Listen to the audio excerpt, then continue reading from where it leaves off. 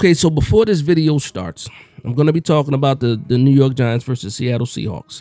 Before this video starts, please hit that like and subscribe button. If you're a New York Giants fan, the same way I'm a New York Giants fan, that means to the end, we bleed blue. Go ahead and hit that like and subscribe button. The channel is growing, and it's all because of you. If this is your first time seeing me, go ahead and hit that like and subscribe button, and let's get right into this video.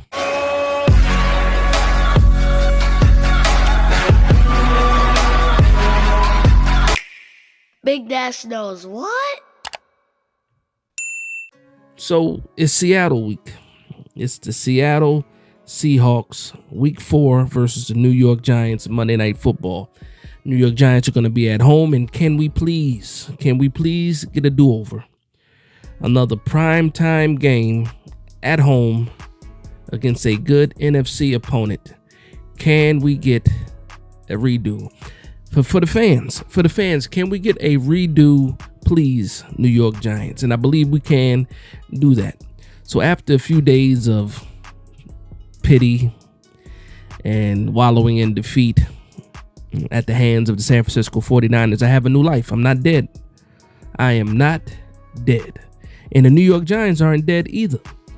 What the New York Giants need to do is prove to the fan base and to themselves that they are who we thought they had the ability to be. They need to go out there and prove that all of the expectations that a lot of people had for them, wasn't just, lies. Because we still do have those playmakers. They're still there. Why are they not being utilized correctly? And as much as I want to point the finger at Daniel Jones, which I do, I point a finger at Daniel Jones. I point a finger at the offensive line. I point a finger at the defense and the inability to make plays when you need to, the inability to get off of the field on third down. I have to look at the coaches as well. Are you putting these players in the right position to make plays? Are you putting the skill set of these players in the position to capitalize against their opponent? And that's going to be the question, for me going on forward, because the team is the team. The roster is who the roster is. Last year, I saw a poor roster do some things because the coaching was outstanding. This year, I'm seeing a roster on paper that looks a lot better than the roster from last year not make the same plays. And again, we're only 3 weeks in. And at the end of the day, also, here's the thing.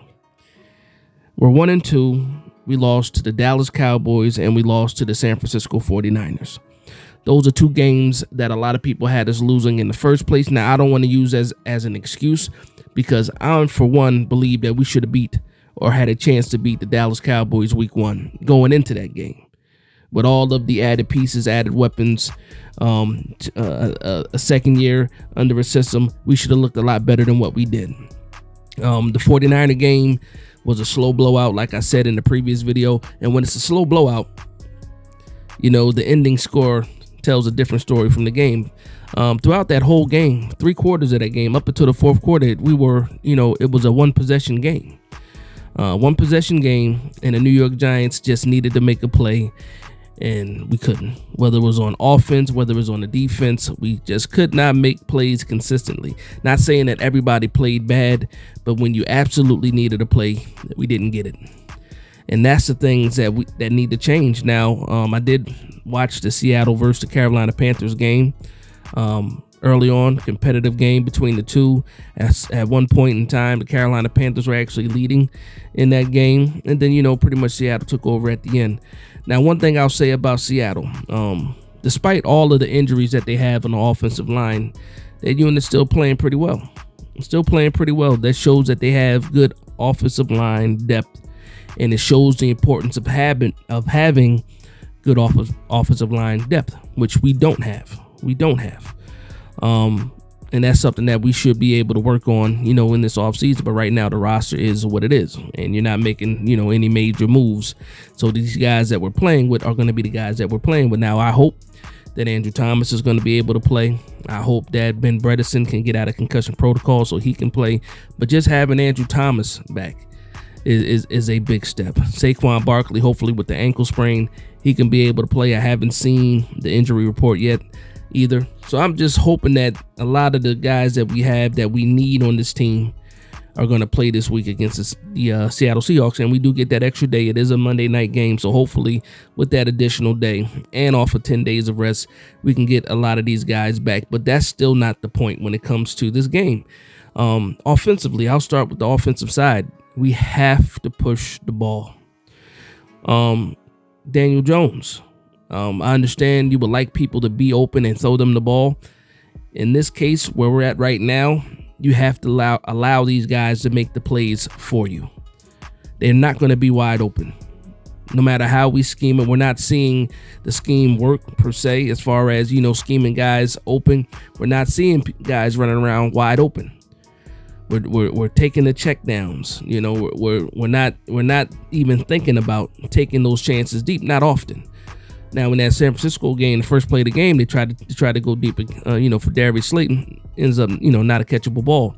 But there were some plays, and you've seen people point them out already. I'm not going to get into that, where some guys could have had some chances, and just taking a chance and just throwing the ball out there, you allow something good to happen, because like they said, you only get you get 0% of the throws that you don't throw, or when you take those chances, it's a 50-50 chance, and we got to start taking those chances. When I think about the offensive line, coaching wise, we have to figure out who this unit is going to be. We got to get healthy, and we have to protect better. Shane Lemieux, that experiment, in my opinion, has to be over. He is nothing more than a backup player. He should be the backup to the backups, in my opinion. The backup to the backup. I don't care about his versatility. I don't care that he can play guard and center. He needs to be the backup of the backup. So he should never be starting. He should never be getting reps. That's just my opinion right now. And I could just still be mad, but that's how I feel. I didn't even get a chance to watch Bobby Skinner's offensive line report for the week, because I just didn't have it in me to watch. I knew it was horrible. I saw it in person. I will say this, though. I did make some remarks about, right after the game, about Leonard Williams and where was he. Leonard Williams actually did better than I thought, after the second time I watched it. But again, it's not often enough, and it's not cohesive enough with the rest of the defensive line. These guys have to play better on defense. They have to play better, and they have to be more consistent, and they have to beat the guy in front of them more often, because, these guys are making a lot of money. When you look at Dexter Lawrence and you look at Leonard Williams, just think about how much money those two guys are making, and what kind of production are we getting right now. When you look at Kayvon Thibodeau, the hype behind Kayvon Thibodeau, we got to get more from that. Bobby Okereke, you can go to every level. You have to get a little bit more. Xavier McKinney, a lot of these guys have C's on their chest, and we need to see those C's present themselves, on the field at the end of the day. But there's ways that you can beat the Seattle Seahawks. Like, if you play the game the way you're supposed to play the game. If you focus on Saquon Barkley, if you focus on making Darren Waller, the highlights of the team, or the most important features to this offense, you have to do that. When you have a guy like Hyde out there, you have to give him the ability to make these plays. Now, this is a non-related game. I was looking at the Miami Dolphins versus Denver Broncos game. And I just thought about the rookies, especially that running back, A-Chain, what he was able to do, because he had the chances to do it. I look at Jalen Hyatt. When we give him the chance to make plays, what does he do? He made it. We saw it twice in the Cardinals game. We didn't see it much in Dallas because we didn't take, the chances. We didn't see it in San Fran at all because we didn't take the chances. We need to let this guy play. When you have a guy that can be a potential star, because he has all the makings of being a potential star, the only knock on Jalen Hyatt is that he can't throw the ball to himself. Daniel Jones has to throw the ball to him. And again, that takes me right back to this offense, right back to where we need to see some aggressiveness, is taking those shots. They don't even have to be like the downfield shots. We just need to throw the ball. These guys, again, and like I started, these guys are not going to be wide open. You either have to throw them open, or you have to give them the ability to make the play. We cannot survive on 2-yard into the flat checkdowns. We saw Paris Campbell. We saw Wanda Robbins. Shout out to them for catching the ball. But 1st and 10, getting 2 yards into the flat does nothing. It does nothing. When you almost have, and it's crazy too, because it's almost, when you look at the roster, you got a damn like Ferrari, a Corvette, maybe not a Ferrari, but you got a Corvette, a Camaro, and you're not doing anything with it. It's just sitting in the garage and it's idle. And you don't even have like the garage. It's things that the New York Giants need to do in order to make this team look more competitive first, and then be competitive. So that's on the offensive side, but there's still plays to make. I will say this one for the defense against the Seattle Seahawks. Watching that game, we got to be able to tackle better. We got to wrap up. We got to bring guys down. Between Kenneth Walker and then now Zach Charbonnet, these guys are not just going to go down with a shoulder hit or something up high. They're going to shake those tackles off. DK Metcalf is going to shake a tackle off. We got to be able to tackle better. We got to get pressure on Geno Smith. We have to do those things.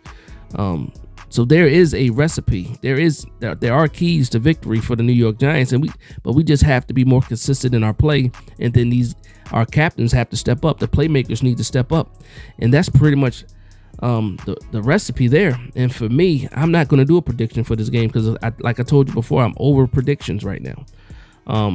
These guys have to earn those expectations back. I mean, for me, I'll speak for myself. For me, I need them to earn those expectations back. I need to see a consistent, good game on offense, entire game, and I need to see a consistent, good game, whole game on defense in order for me to to build my expectations back up. And that's a shame when you think about it, because over the summer, during the draft, training camp, mini camps, preseason, I was one of the loudest people out here, telling everybody to watch out. Don't be surprised when the New York Giants make plays. Now I'm looking at these plays, whether it be all 22 condensed versions. I'm watching these replays, and you can see that there's a lot of plays being left on the field on offense and defense. You could have got off the field on 3rd down defense. There was one drive where we had San Francisco in 3rd and longs multiple times, on the drive, and they end up getting a score, converting on long 3rd down conversions. And it's like,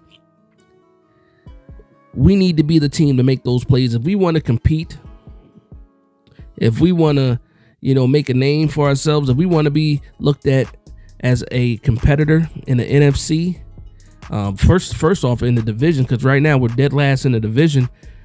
If we want to do those things, when those opportunities present themselves, we have to capitalize on those opportunities. So I think that Monday night, I'm going to be watching. It's going to be one of those games where, I'll say expectations need to be met. Chances need to be thrown. Tackles need to be made. We need turnovers. We need more pressure on the quarterback. Like, we haven't faced like one of those dominant quarterbacks yet, and we've been getting shredded on defense. So for me, it's like you have one of these games where you can pretty much, if you take care of business against the Seattle Seahawks, you can just cast some of that doubt away, because that doubt, that fog or that mist that's following the team, that mist of doubt is getting closer and closer. And a lot of the fan base, you can feel it.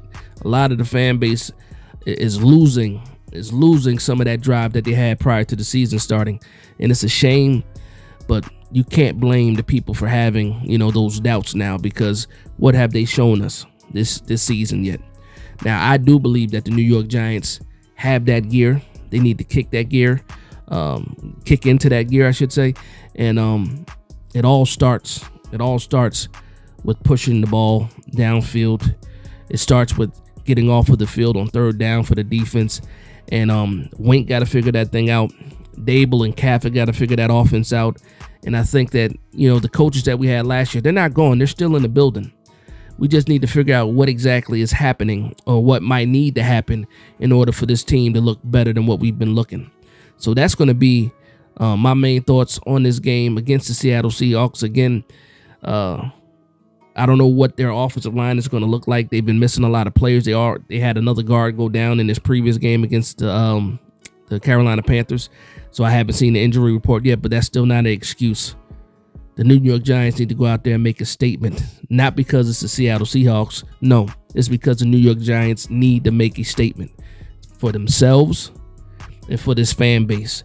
So I know these guys are going to be in the stadium. They're going to cheer on the New York Giants. Obviously, it's another home game, our second home game of the year, third primetime game of the year, and we have to make a statement.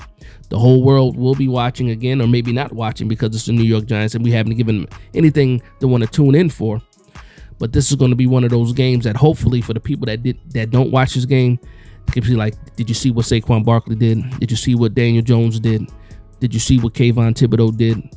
You know, did you see what Dexter Lawrence did? It needs to be one of those type of games where the New York Giants are seen in that same type of light that we were, prior to the season start. And hopefully that can happen because I think it can. I think it absolutely can. But that's going to be my video. I want to thank everybody for vibing with me. Please like, comment, and subscribe. And from one Giants fan to another, this is Big Dash Knows, Big Blue Nation. Let's go.